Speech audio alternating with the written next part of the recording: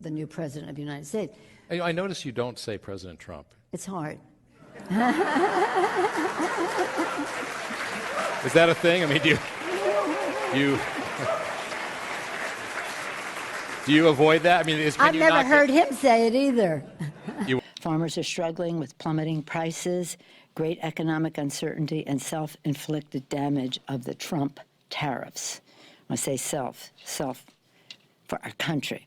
But Republicans wrote a bill that abandons farmers, farming families. It weakens the farmers' safety net.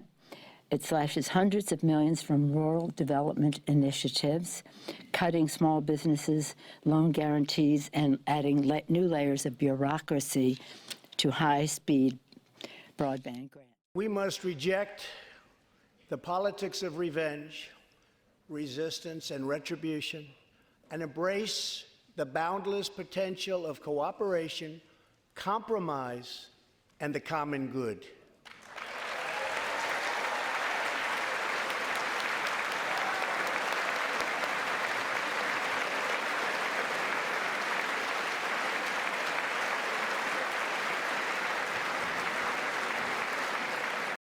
And then he had a press conference in the Rose Garden with all this sort of visuals that obviously were planned long before. And then he had a press conference in the Rose Garden with all this sort of visuals that obviously were planned long before.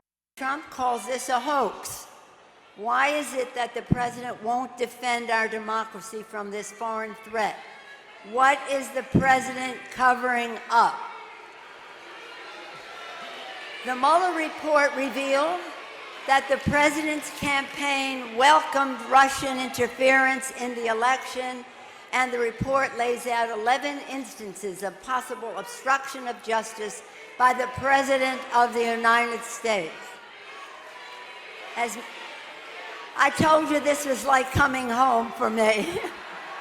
You said in your comments that were reported this week about impeaching the president just isn't worth it. But if the Mueller report comes back and suggests criminal activity in the White House, could you change your mind? Well, it's a question of when I say what isn't worth our time. 40% of the American people cannot withstand a $500 surprise expense, be it their water heater or their carburetor or whatever it happens to be. Our focus was on what we said we would do. Health care, job creation, cleaner government, gun safety, issues like that. And it is not worth our time to take our attention from that. And if I'm somebody in the public who is feeling that financial pain, and I see us focusing on one thing and another, but not on my financial interest, that is not a source of hope for people. If the Mueller report comes back with information, I don't think we should impeach a president for political reasons, and I don't think we should not impeach a president for political reasons. But you have to be ironclad in terms of your facts, and we'll see where that takes us. Madam Speaker. Madam Speaker. Madam Speaker. Actually. There has been some criticism, though, I will say, about whether or not you should move forward before the end of the year or wait for the courts. Why do you think now is the time to move? Well, I think we're not moving with speed. This was it 2.5 years ago that they initiated the Mueller investigation.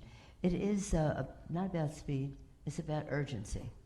One of the charges against the President of the United States is that he was violating his oath of office by asking a foreign government to intervene in our election, undermining the integrity of our elections. If we did not hold him accountable, he would continue to undermine our election.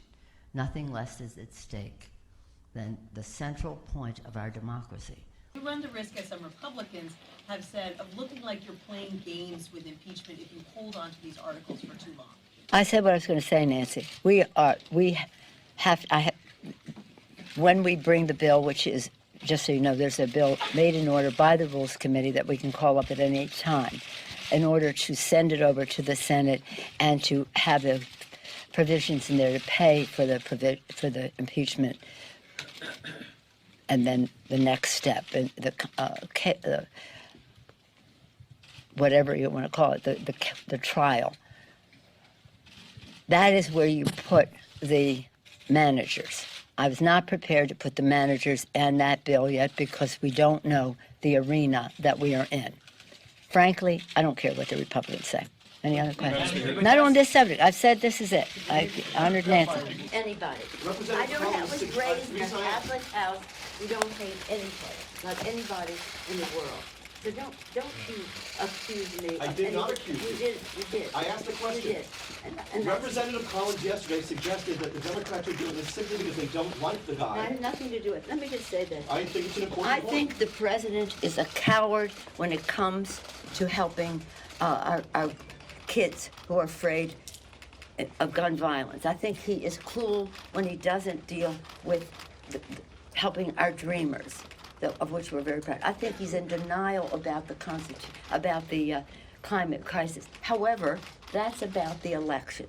This is about the election. Take it up in the election. This is about the Constitution of the United States and the facts that lead to the president's violation of his oath of office. And as a Catholic, I resent your using the word hate in a sentence that addresses me. I don't hate anyone. I was raised in a way that is a heart full of love, and always prayed for the president. And I still pray for the president. I pray for the president all the time. So don't mess with me when it comes to words like that. One is adopted. The question is on adoption of Article 2. The question is on the adoption of Article 2. Those in favor say aye. Aye. Those opposed, nay. No. The ayes have it. The ayes have it.